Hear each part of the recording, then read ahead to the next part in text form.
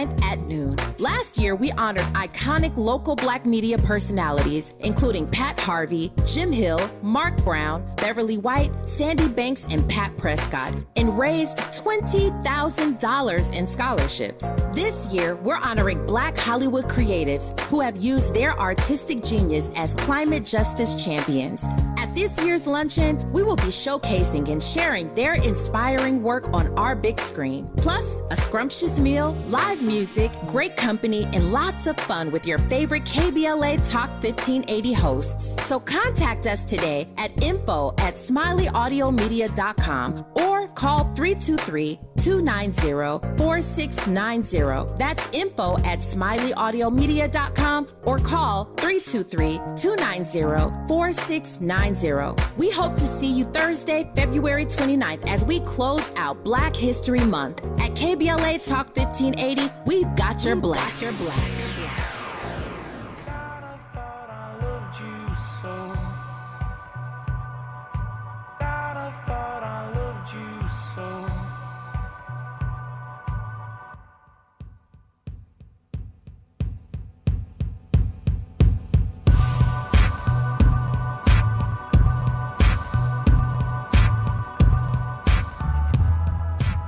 And it is hour 2 of the Friday edition. Let's get you caught up. The judge who presided over a civil business fraud trial against Donald Trump today ordered Trump, his sons, and his business associates and his company to pay over $350 million in damages and temporarily limited their ability to do business in New York. Judge Arthur Engoron ordered the former president and the Trump Organization to pay over $354 million in damages and barred Trump from serving as an officer or director of any New York corporation for a period of 3 years. He also continued the appointment of an independent monitor and ordered the installation of an independent director of compliance for the company. President Joe Biden expressed shock and outrage at the death of Alexei Navalny, blaming Vladimir Putin for the Russian opposition leader's passing in a Siberian prison today, and saying the incident showed the importance of funding for Ukraine. Biden said, "Make no mistake, Putin is responsible for Navalny's death." He said the U.S. did not know exactly what had happened to Navalny, but that there is no doubt that his death was the consequence of something that Putin and his thugs did. 2 juveniles have been charged in connection with the shooting at the Kansas City Chiefs Super Bowl parade that left 1 person dead and 22 others injured, according to authorities today. The juveniles who were taken into custody after the parade were charged yesterday and are being held at a juvenile detention center on gun-related and resisting arrest charges. The 16th Judicial Circuit Court of Missouri, Jackson County Family Court Division said in a statement. The shooting happened Wednesday afternoon in downtown Kansas City, Missouri, next to Union Station, where the parade had ended and the rally was held. Authorities said they believe a dispute among several people ended in gunfire and said there was no evidence of violent extremism or terrorism. Popular DJ, radio DJ, Lisa Lopez Galvin was killed. President Joe Biden's campaign and abortion rights advocates ripped into former President Donald Trump on abortion today following a report that he has given private signals in favor of a national ban on abortions after 16 weeks of pregnancy that would include exceptions in cases of rape, incest, and when the woman's life is in danger. During his presidential campaign, Trump has steered clear of taking a public position on a prospective national ban, which would require congressional approval, but the New York Times reported today that he has indicated behind closed doors that he likes the idea of prohibiting abortion after 16 weeks in most cases. Russian President Vladimir Putin on Wednesday said he didn't get complete satisfaction from last week's interview with Tucker Carlson because the right-wing U.S. pundit failed to take him to task. During the over 2-hour-long Carlson interview, Putin delivered a 20-plus minute soliloquy about Russian history and mocked Carlson over his failed attempt to join the CIA. Michigan Republicans Wednesday officially ousted state party chair Christina Caramo, ending a weeks-long feud that began with a January 6th vote to remove her from her post over insufficient fundraising and party infighting. Caramo, who is an election denier previously backed by Donald Trump, began serving as party chair last year after losing her bid to become Secretary of State in 2022. Her far-right rhetoric as leader of the state party alienated donors and, along with debt issues, led some of her allies to join the push to remove her from her post. She also refused to accept the January vote from Michigan Republicans that did remove her as chair and claimed the meeting was illegitimate, plunging her own party into further chaos. Her replacement, former Michigan Rep Pete Hoekstra, did actually receive an endorsement from Trump after all that. Senator Joe Manchin said today that he will not mount a third-party presidential bid to relief of Democrats who spent months worrying about his refusal to shut down the possibility of challenging President Joe Biden. Manchin famously helped cut down Democrats' agenda during Biden's first 2 years as president, arguing his party was trying to start permanent new programs without sufficient funding for them. He also refused to change the filibuster. When we come forward, we're going to have a conversation about diversity and about some black CEOs who are speaking up about why diversity is important. They wrote a letter to Fortune 500 CEOs telling them why diversity is important. And we have 3 of those CEOs joining the show today, 3 black, powerful, extraordinary CEOs. And we'll talk to them when we come forward right here on KBLA Talk 1580. She's the real deal in real time. You're listening to Areva Martin in real time on KBLA Talk 1580. Climate is king. At KBLA Talk 1580, we believe that caring for the community means caring about the climate. You might have heard that we announced a pretty bold 12-month, $2 million campaign to do 4 things. Increase climate literacy, turn up the volume on communities of color in the climate conversation, connect everyday people with the resources they need to survive and thrive, and highlight frontline climate justice crusaders of color throughout this year. KBLA Talk 1580 will be bringing you insightful interviews on all of our shows to help raise your climate IQ. Each quarter this year, we will also be hosting free climate events in various communities throughout the city with food, fun, and forward-thinking conversations. Thanks to partners like LADWP, Metro, Caltrans, the Sierra Club, the California Community Foundation, the California Endowment, AQMD, MWD, and more. You'll also be hearing more about a couple of national town halls broadcasting live from Los Angeles, to which you will be invited. And we'll be rolling out a robust social media campaign on all our platforms, as well as an outdoor media campaign, all designed to educate, enlighten, and empower you in our fight for climate justice. We want cleaner air. Caring about the community means caring about the climate. At KBLA Talk 1580, we believe that we really can change the world if we care enough. With no fees or minimums and no overdraft fees, banking with Capital One is the easiest decision in the history of decisions. Even easier than choosing Charles Barkley in a pickup game. We'll take Barkley. Ha! First pick. Sorry, kids. Yep, even easier than that. With no fees or minimums and no overdraft fees, is it even a decision? Okay, here's the plan. Pass me the ball every time. This is banking reimagined. What's in your wallet? Terms apply. See CapitalOne.com/bank for details. Capital One N.A. member FDIC. Some people just know the best places to eat around town. Those are the people who know to choose Allstate. They know exactly where to go to get exactly what you're wanting. They know where to find the spiciest hot pot, the gooeyest brownies, and the tenderest, most flavorful portobello steak. Those people also know that safe drivers save 40% with Allstate.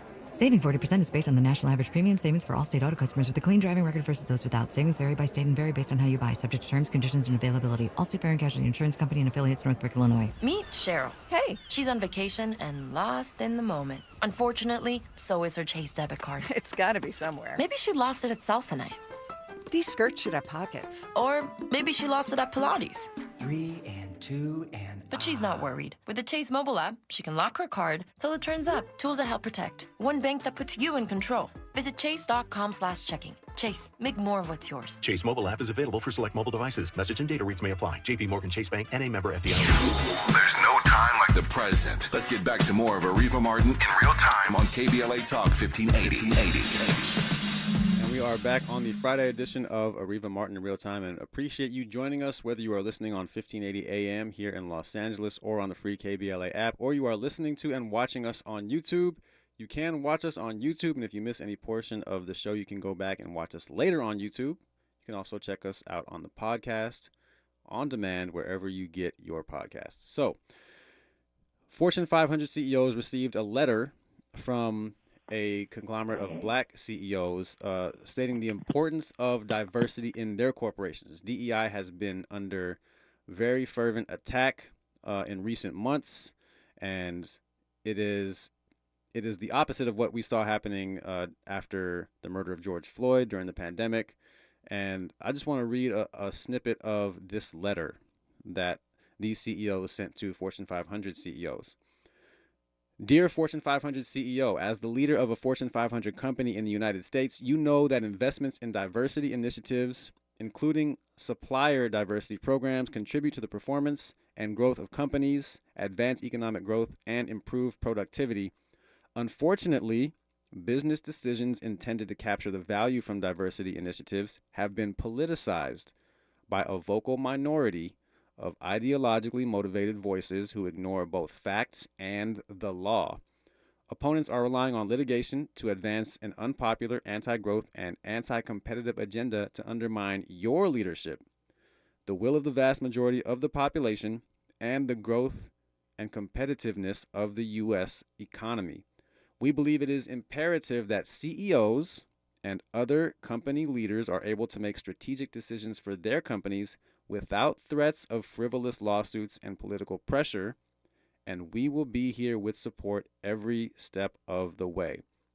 Joining us now are two of the CEOs who penned that letter, and we are joined by them now. We're joined by Angela Dingle, President and CEO of Women Impacting Public Policy, and Ebony Wimbush, President and CEO of the Airport Minority Advisory Council. Angela, thank you for joining us. How are you? I'm well. Thank you for having me. It's a pleasure to be with you today. Really great to have you. And Ebony, how are you today? Fantastic. Good evening, and thanks again for having us for this really important conversation. Super duper important conversation. How did you all come together to write this letter? Was it you guys already knew each other, or how did this letter come together? I'll let either of you take that one. Angela, do you want to start? I'll jump in here. Yeah. We'll go with Angela. Yeah, we'll go with Angela. Go ahead. In the work that we do within our respective organizations, we see the impact of the lawsuits and the cases that have come about. They just kind of risen to the top, and I think collectively and individually, we found a need to voice our support for what we saw happening there. Did Ebony, did you all already know each other? There's 12 of you who came together to write this letter, and was it something that one of you wrote and then passed it around, and you all kind of gave your input and added things and took things out? How did this letter like literally come together? That's a great question. I'll start with the first part of your question. I think, in the work that we all do in our associations and our nonprofits, we are staunch supporters for our constituency, the constituency that is a part of the fabric of this country. And so we all are very respectful and understand the deep work that it takes within our organizations. And so I wouldn't say that we all know each other personally, but we understand the impact that each of us is making, and we understand the impact of coming together and convening coalitions to stand and force behind what we know is, as you said, the opposite of American, the American way, opposite of competition, opposite of a lot of things that we know. And so the letter was a collective of expressions based on all of our experience, all of what we hear from the voice of our members and our constituency, and really just pinned together to demonstrate not just our support, but facts, right? Facts behind why we want CEOs to stay the course. Okay, you said you've been hearing from members in your constituency. What have you been hearing from them? So my organization is called Airport Minority Advisory Council, AMAC. We are the only national nonprofit that advocates for women and minorities in airport contracting and employment. What we are hearing, not just from those members, because our members are a collective of airports of corporations and women and minority-owned companies is that in order to continue to spark innovation, in order to drive competitiveness, in order to fill this labor shortage that continues to happen, we need everybody participating in this collective work and building the infrastructure of this this country. And so my airport members are saying we've seen the benefit of reaching into a diverse pool of employees. The cities are saying, we need these employers who typically hire, diverse employers typically hire within their communities.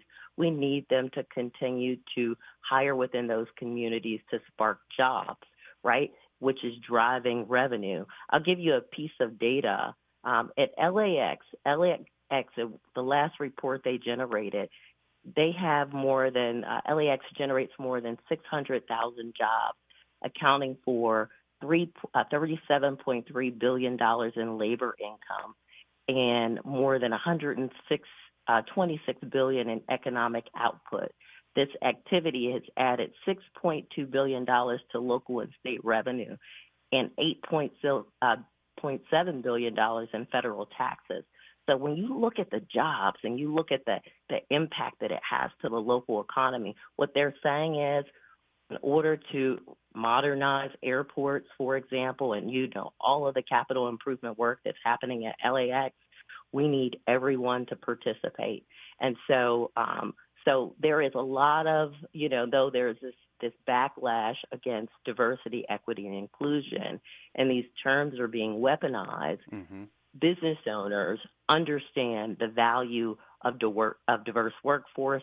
They understand the value to the bottom line of diverse employees building the infrastructure of this country.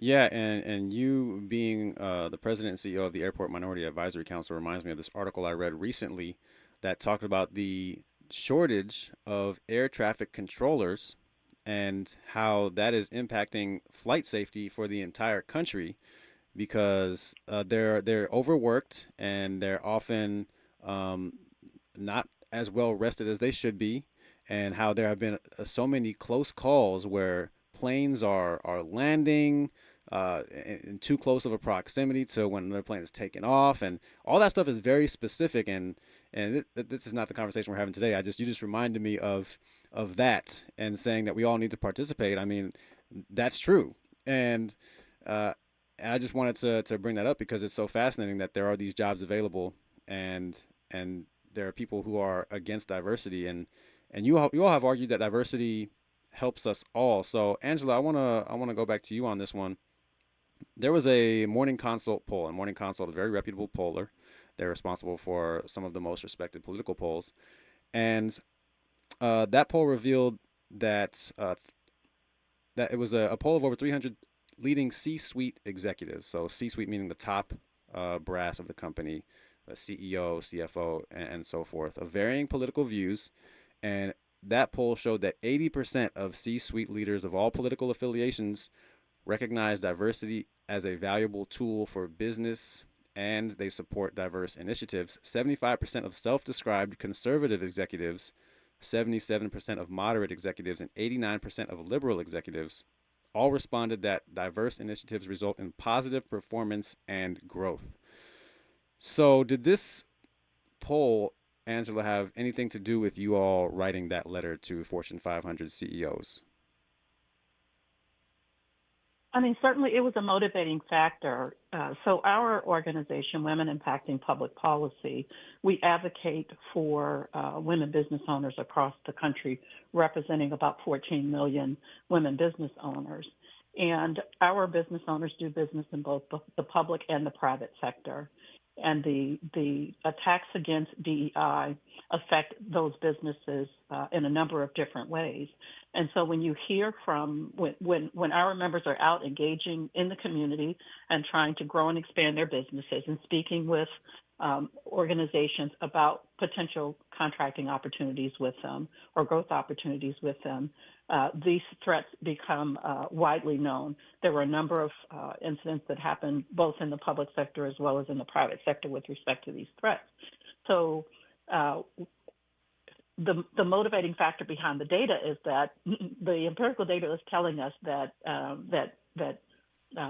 CEOs believe that DEI initiatives are really important for their bottom line, and they need to hear the support of organizations like us to know that we hear them, we see that, we understand that this is an important business imperative for them. My colleague just indicated the fact that we know this is a strong driver of performance. There is data that's been around for years, long before the pandemic, long before any of these attacks started, to show that when you have a diverse workforce, when you have a diverse supply chain, that it does things like attract talent, it can unleash innovation and increase competitiveness. And I think the data just speaks for itself. And we just wanted to put our support behind that, just to let CEOs know, to remind them that they've got the support of the American public. There's data that supports it's good for business and good for the economy, and we wanted to let them know that we stand with them. With diversity being that beneficial to businesses, why is it, Angela, under such attack? What is it that is it just as simple as people are not wanting to see as many non-white people in their workplace, or is it an overall feeling among a certain sector of the right, feeling like they're being replaced, and their fear about white replacement theory and all that? Is it as simple as that is why diversity is under attack right now?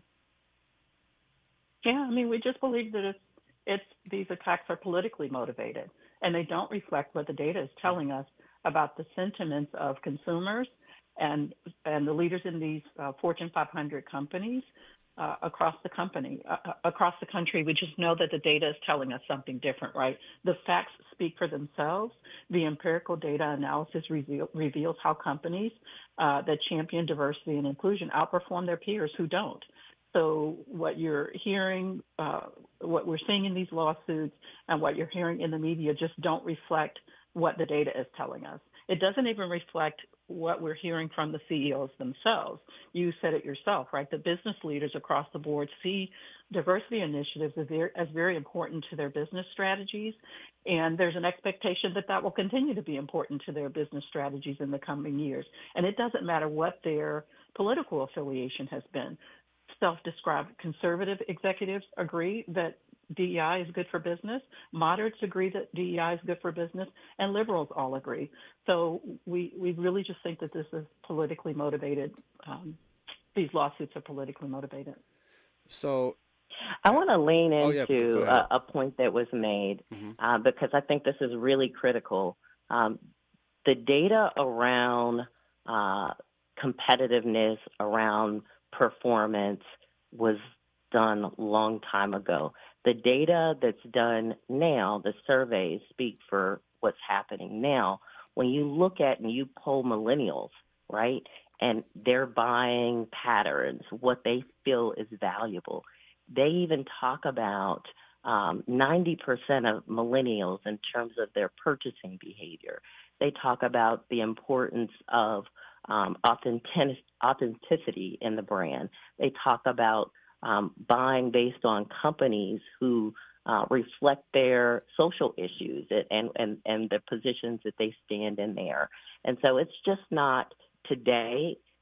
This data pointed to that before, and where the future is going points to it's going to be more important because people put their money where they find value in an organization, where they see alignment with their own values. Yeah.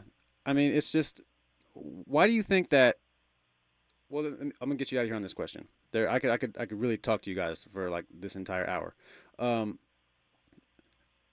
Why do you think that more CEOs, and especially white CEOs, are not speaking up and talking about this importance that you are both so effectively articulating here today, Ebony? Well, I mean, I think I think if you look at the collective of the CEOs that signed this, we represent many, backgrounds and ethnicities.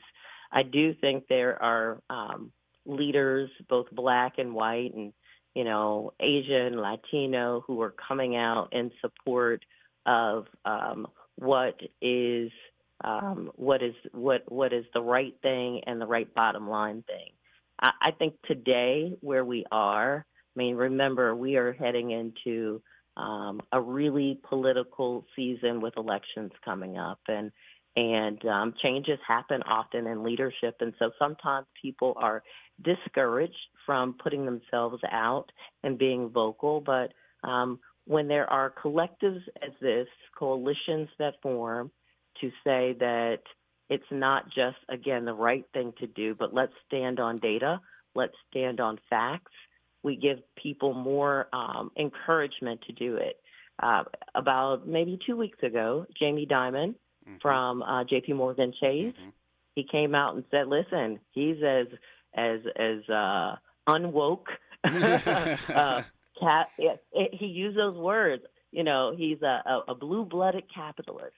And he said that, it is no way that his organization will go backwards in this. And so you do have CEOs coming out in support of diversity because it does improve the bottom line. Yeah, but he did really tiptoe around it, and he didn't talk about it in the way you guys are talking about it.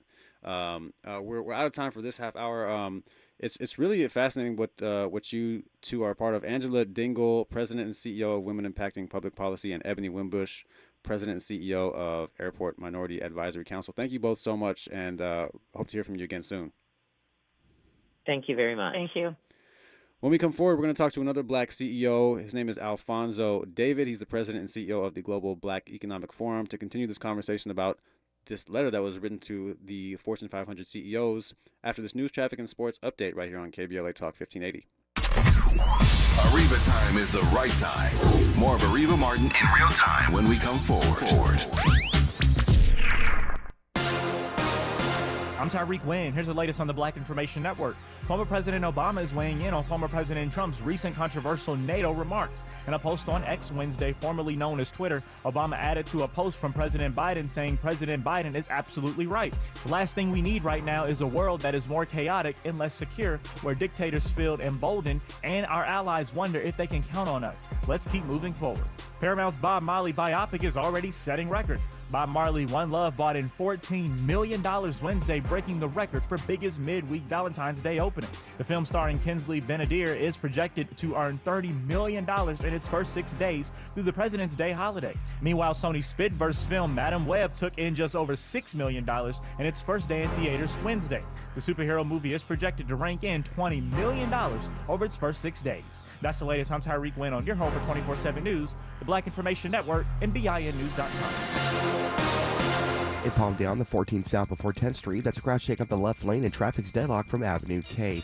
And Gorman 5 northbound before the 138 South, that's a car fire moved to the right shoulder. The vehicle is fully engulfed in flames and the fire department is en route.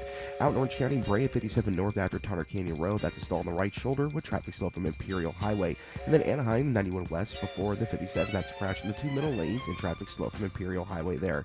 Some people just know the best rate for you is a rate based on you with Allstate, not one based on anyone else. So if you drive safely, you could save money. Good to know. Visit allstate.com or call for a quote today. This is the KBLA Sports Minute with Ray Richardson.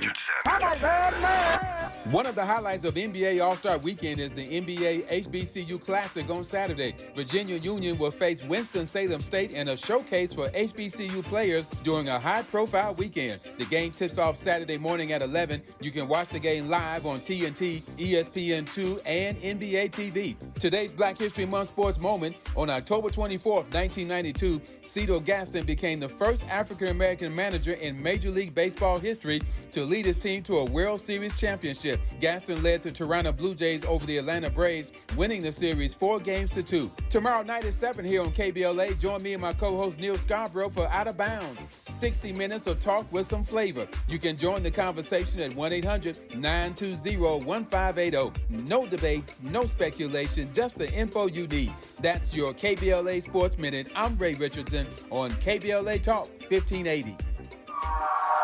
At KBLA Talk 1580, we do Black history every single day.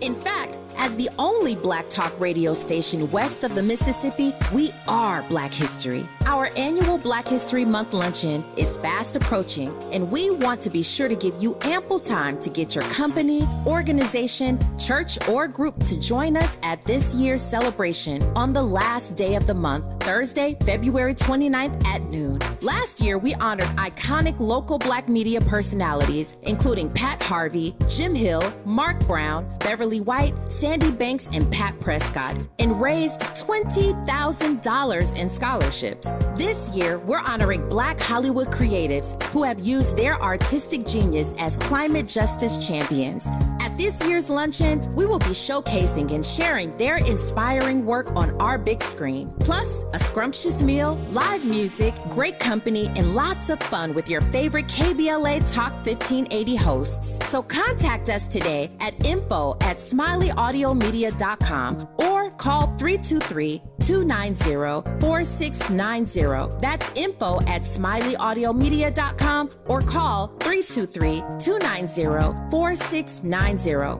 We hope to see you Thursday, February 29th as we close out Black History Month. At KBLA Talk 1580, we've got your Black. It's time to represent your community in the 2024 presidential primary election. When you vote, you get to decide what is best for you, your neighborhood, and your family. Use your power. Make a plan to vote today. Visit plan.lavote.gov. That's plan.lavote.gov to get everything you need to vote in the March 5th presidential primary election. Brought to you by the Los Angeles County Registrar. This is KBLA Talk 1580, home of the 2024 Climate Justice Campaign. Eggs are a staple in our diets, and there's only one egg with more delicious farm-fresh taste plus superior nutrition. Eggland's Best. With more vitamins, including 6 times more vitamin D and 10 times more vitamin E, plus 25% less saturated fat than ordinary eggs. Available in so many delicious varieties. Classic, cage-free, and organic. Eggland's Best. Better taste, better nutrition, better eggs.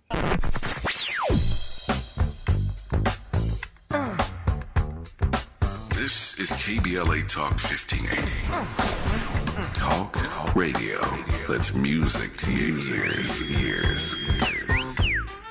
We're unapologetically progressive. KBLA Talk 1580. You're listening to Areva Martin in real time on KBLA Talk 1580. It is the Friday edition of Areva Martin Real Time. Avi Bernard here with you every Friday from 4 to 6 p.m. Pacific, and we are continuing the conversation about 12 CEOs of diverse organizations who signed an open letter to CEOs, to Fortune 500 CEOs, to remind them that diversity is great for American businesses. We're joined now by Alfonso David. He is the president and CEO of Global Black Economic Forum. Alfonso, welcome. How are you? Thank you. Thank you so much for having me. I'm good. Good. I wanted to bring you into the conversation here. We were talking to your colleagues, Ebony Wimbush and Angela Dingle, and I wanted to get your take on why you all decided to send and sign this open letter to the CEOs of Fortune 500 companies. Well, I think it's important for us to take a step back whenever we talk about policy, that policy is really focused on facts and not fear. Business leaders, of course, are focused on the bottom line. They're focused on making sure that they're advancing the interests of their companies. And in an environment that's becoming increasingly polarized by a very, very small minority, we wanted to make sure that we remind business leaders that diversity and diversity-related initiatives benefit the bottom line. Yes, it's a good thing to do to make sure that you have a diverse workforce, to make sure that you have a diverse supply diversity structure. But it is very, very clear that when you have diverse initiatives within your company, you do better as a company. The companies of the future have diverse workforces. The companies of the future have diverse supply diversity programs. And we wanted to make sure that we communicate that very clearly to CEOs, because there is a lot of misinformation and fear about diversity, equity, and initiative and inclusion initiatives. And we wanted to take a step back and make sure that they are focused on the facts. And the letter outlines why they should be focused on the facts. Have you received any response or at least acknowledgement of receipt from any of these Fortune 500 CEOs? Yes. I've spoken with a number of CEOs who have acknowledged receiving the letter. I've also spoken with senior executives at Fortune 500 companies who indicated to us that they appreciated us issuing this public letter. Because again, I think as we think about the context that we're operating in, companies are receiving letters from Republican attorneys generals telling them that they have to end their diversity initiatives. They're receiving threatening letters from right-wing advocates saying that D&I is no longer lawful. So when we issue a letter, not only reminding them that diversity, inclusion, and equity and inclusion is beneficial to their businesses, but also reminding them that it's lawful, that's incredibly helpful because it reminds them of what the facts are as opposed to focusing on the fear. How are you mentioned that's really it's really startling that CEOs are receiving threatening letters from Republican lawmakers. How are they responding to those letters? How are they? I know that you said that you're writing this letter in part so they can feel reassurance and feel that that you guys support them. But before they receive this letter and they're getting all of these threats and basically telling them what to do and telling them that to stop being so diverse. How are they responding to those threats? Look, I think I often say that companies in this current environment fall into three categories. The first category are companies that are reassessing their commitment to diversity. They are pausing. We're not quite sure how they're going to proceed. They're taking a reevaluation or another look at diversity. The second are those that are retreating. Companies that were never really committed to diversity in the first place and are using this as a shield to no longer support diversity. And then I think the majority of companies that we're talking to are reaffirming their commitments to diversity. Reaffirming their commitments because, again, often diversity, equity, and inclusion initiatives are painted through a lens of, well, we think is a good thing to do. But the CEOs that have been committed to these initiatives understand that they actually benefit the bottom line. And we're talking about, three consumers, for example, who perceive a brand as being committed to diversity are 3.5 times more likely to purchase the brand's products or services compared to those who do not.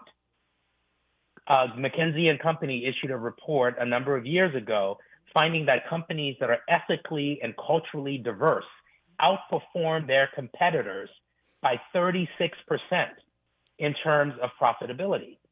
So the CEOs that are focused on diversity initiatives understand that they benefit the bottom line. They are just preparing for potentially being attacked, but those CEOs are staying the course. They're recommitting to diversity, and in some cases expanding those initiatives, not only with respect to supply diversity, but also how they engage in hiring, recruitment, and promotion. And the last thing I'll say to this is, many have been conflating what happened at the U.S. Supreme Court with respect to affirmative action and suggesting that the affirmative action decision meant that you could no longer hire diverse employees. You could no longer have diverse programs. You could no longer have diverse supply diversity programs, which is entirely false. The Supreme Court decision on affirmative action dealt with education and only education. It said nothing about employment. It said nothing about contracting.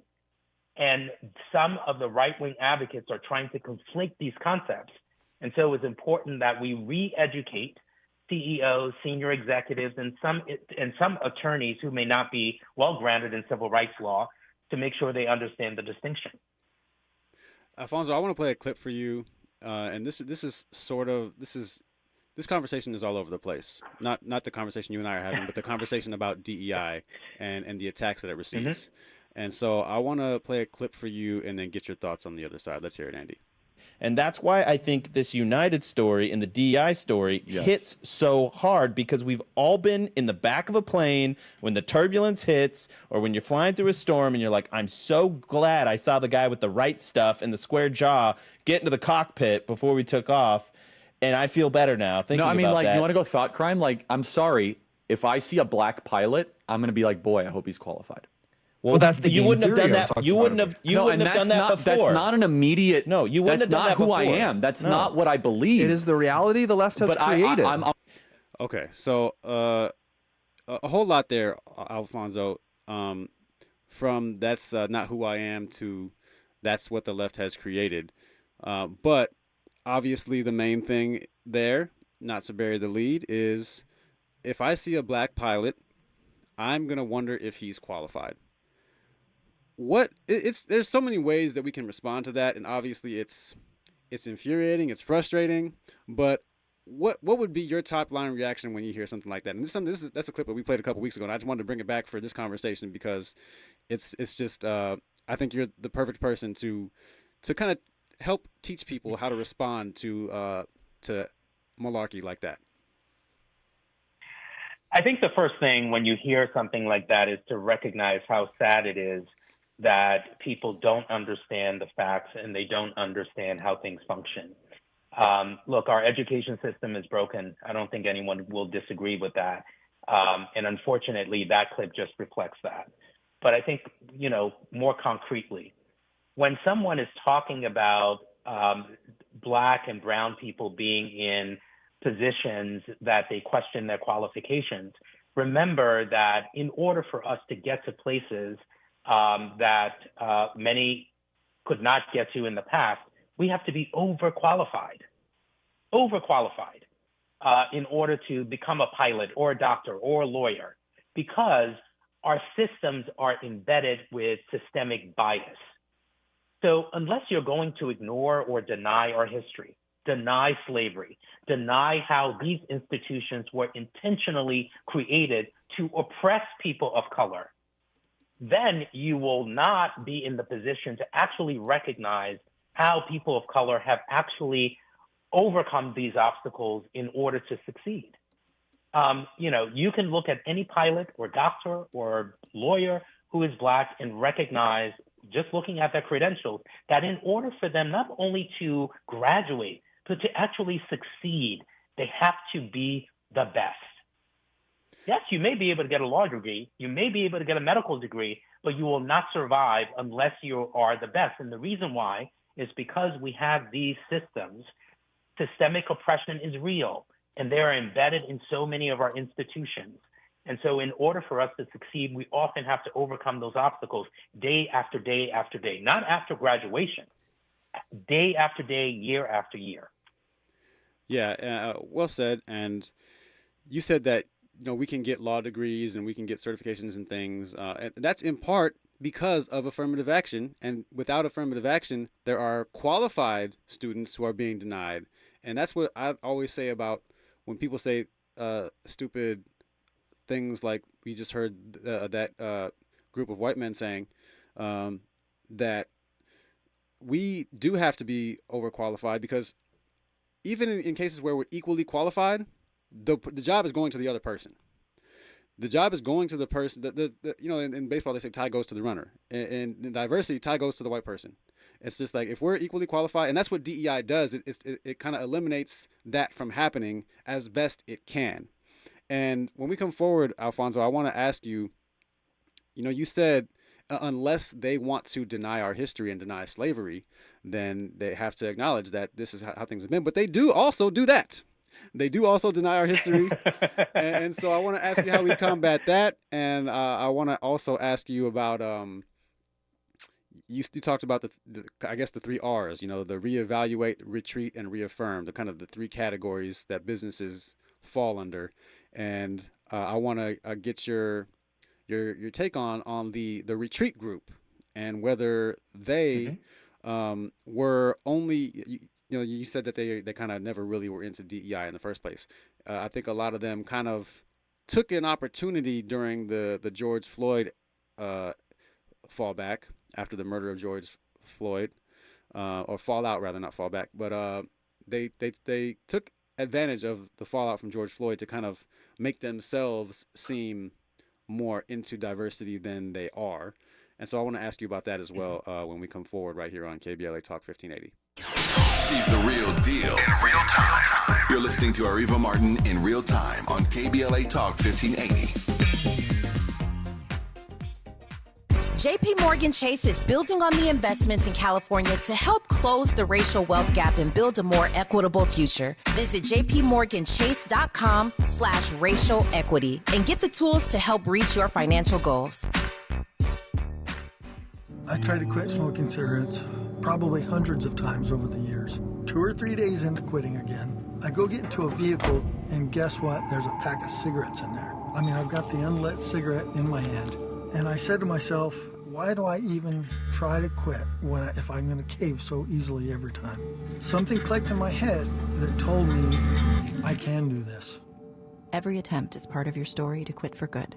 Visit Kick It California today at kickitca.org. Tax Talk with Straight Talk. You give and you give. This tax season, you get with Straight Talk Wireless. You get a reliable 5G network and unlimited data and a new Samsung Galaxy A15 for just $99. So you can give your janky phone to your kid. Yeah! Good talk. Switch to Straight Talk for plans starting as low as $25 a line per month for 4 lines. Find us at Walmart and straighttalk.com. For network management practices, visit straighttalk.com. Device offer ends 4/14/24. In-store activation on single Silver Unlimited plan or higher required. Family plan discount with 4 lines all on the Silver Unlimited plan. Taxes and fees apply.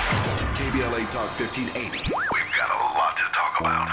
KBLA Talk 1580 believes in community empowerment through the arts. Tia Chucha Central Cultural is on a mission to transform community in the Northeast San Fernando Valley and beyond through ancestral knowledge, the arts, literacy, and creative engagement. The Northeast San Fernando Valley has a population of about 500,000, the size of the city of Oakland, yet it has no bookstores, art galleries, or full-fledged cultural spaces until Tia Chuchas opened its doors in 2001. Founded by renowned poet and activist Luis Rodriguez, Tia Chuchas Cultural Center provides a year-round free or low-cost arts and literacy bilingual intergenerational programming in mural painting, music, dance, writing, visual arts, healing art sessions, and healing talking circles. Activities also include Mexica, Aztec dance, indigenous cosmology, philosophy, and 2 weekly open mic nights, one in Spanish, the other in English. In addition, they host author readings, film screenings, and art exhibits. To express yourself, heal yourself, attend an event, or volunteer, please visit www.tiachucha.org. That's TIACHUCHA.org. This is a community call to action from KBLA Talk 1580. There's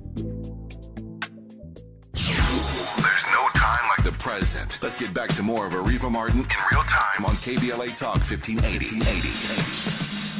And we're back with Alfonso David, President and CEO of Global Black Economic Forum.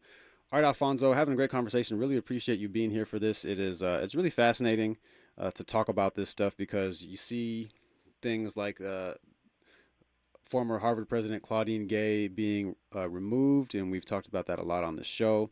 And so it's that's just part of that kind of mass anti-DEI movement right now. And you talked about the 3 R's, and when you said, as soon as you said reevaluate and then you said retreat, okay, I said the next thing's going to be also a re-something and probably reaffirm, because I'm also a fan of alliteration, but it also helps people remember stuff. But the retreat group, you talked about some organizations being in the retreat category. In other words, when they get these threats or when people tell them to stop being so diverse, they say, "Okay, you got it. Our bad." Are they like that because they? I guess rather, did they get involved in DEI in the first place because maybe they saw a moment in which it was really popular and they thought they could make their company look better by doing so, like the moment after George Floyd was murdered? Do you think that's the case with those retreat organizations, or is it something else? Look, it could be a variety of reasons why companies are retreating, but if we talk about in the first instance, why do companies in some cases commit to D&I if they didn't believe in it, right? You could say, well, they thought it was a good thing to do. They thought they could advertise and say that they were supportive of diversity initiatives. They could put forward some of their Black and brown employees and women and say that they have a diverse workforce and then use that to appeal to customers. And they saw some benefit in that. And now, when they are being threatened, they don't see as much of a value, right? Because it's a cost-benefit analysis for some folks. And in some instances, they don't actually appreciate or know about the data that shows that companies that embrace diversity are actually much more successful than those who do not. So I think is a multitude of factors that inform why and whether companies retreat from D&I initiatives. One, they never really believed in it. Two, they're afraid of the risk. Three, they miscalculated how they could or whether they could get involved in really supporting D&I at the grassroots level. So, it would be difficult to come up with one answer for all of these companies because they're all different. The reasons why they adopted D&I are all different. But I think at its core, the companies who are retreating never really had a true commitment to D&I. Because if you had a commitment to D&I, you understand two fundamental factors. One, it benefits the bottom line. It helps you grow. It makes you a better company. It makes you succeed more so than if you did not embrace D&I. And two, it is entirely legal to have D&I programs within your workforce and within your supply diversity programs. You have to do it in a way that does not sort of bridge the gap, if you will, as it relates to some legal principles, but companies have been doing it for decades. And so I think those are the two principles to be mindful of. One, it benefits business and is entirely legal. And if companies actually understood and drove D&I with those two fundamental principles, they would not be retreating. But those who are retreating either don't understand those principles and or never really committed to diversity in the first place. So with that's a really important point, that it's legal to implement DEI programs and to have a diverse workforce. So with that in mind, why do you think these anti-diversity lawsuits have been so successful in gaining attention in the headlines? Well, I mean, I think and this is not a criticism of the press, but I think we know that in many cases, conflict drives press attention. So when these right-wing advocates are filing lawsuits and issuing letters and threatening businesses, there's a conflict, right? And as a result of that conflict, you see newspaper articles about that conflict. But at its core, why are right-wing advocates actually threatening the concept of D&I? We should understand that this is not about D&I. This is about stripping every single federal law and federal regulation of race-conscious provisions. What they're looking to do is to essentially say we live in a race-neutral world, that race should never be a factor. Race should not be a factor when we are evaluating business decisions, education-related decisions, after affirmative action. They are looking to strip race-conscious decision-making from every facet of our lives. That is the goal. That is their goal, because they believe we live in a race-neutral world. Now, I would say I would love to live in a race-neutral world, but the reality is we do not. The reality is, and we know this, Black people are treated differently in so many different facets of life. It is not just Black people. It's brown people, it's women, people with disabilities, LGBTQ people. Marginalized communities generally are treated differently in so many different facets of life. That's why we needed the Civil Rights Act of 1964. Before the Civil Rights Act of 1964 was passed, you could be fired from your job because you were black. Before Brown versus Board of Education, we had separate but equal. We were going to different schools. So those laws, those statutes, those regulations that have been put in place were put in place for a reason. And they were put in place in order to break down systemic oppression that had been embedded in our institutions for such a long time. They're supposed to be a tool to prevent companies, to prevent institutions from discriminating against people based on the color of their skin. And that's what we're fighting for. And that's what they want to strip us of. Alfonso, there's so much more I want to ask you, but we're just about out of time. Before we go, just want to ask how we can keep in touch with you and the work that you and the other 11 CEOs who signed this letter to the Fortune 500 CEOs, how we can keep up with you and the work you're doing. So we are on every single social channel known to man. So I would say that you could do a few things. One, go to our website, which is www.gbef.com, which stands for Global Black Economic Forum.com. We're on Instagram, on Twitter, or X as it's called now, on Facebook, on LinkedIn. Just go to the Global Black Economic Forum, and you will be able to keep up with us and get information about what we're doing and get involved. I should also say we are a sister company to Essence. And so we will be at the Essence Festival of Culture in July of this year. It's the 30th anniversary of the festival. We encourage people to come out. We will have programs, activations on the future of work, the future of wealth, and the future of health. And we encourage folks to come out. This is a major election year. We need to make sure that we're protecting the gains that we have obtained for the past few decades. So it was important that people are informed and educated about what is at risk if we don't engage in the electoral process. So a lot coming up. Keep up with us on our website, on our social channels, and we would love to keep in touch with all of you. gbef.com. Alfonso, David, thank you so much. And whenever someone mentions X, formerly Twitter, I always make it a point to say that X is a stupid name. But thank you so much, Alfonso. Really appreciate you, and have a great weekend. You too. Thanks for having me. Yeah, it was a great pleasure. So when we come forward, Robin Ayers is going to bring you all the latest in entertainment with the Raw Report. Have a great weekend. I'm Avi Bernard, and I am gone. KBLA 1580 Santa Monica.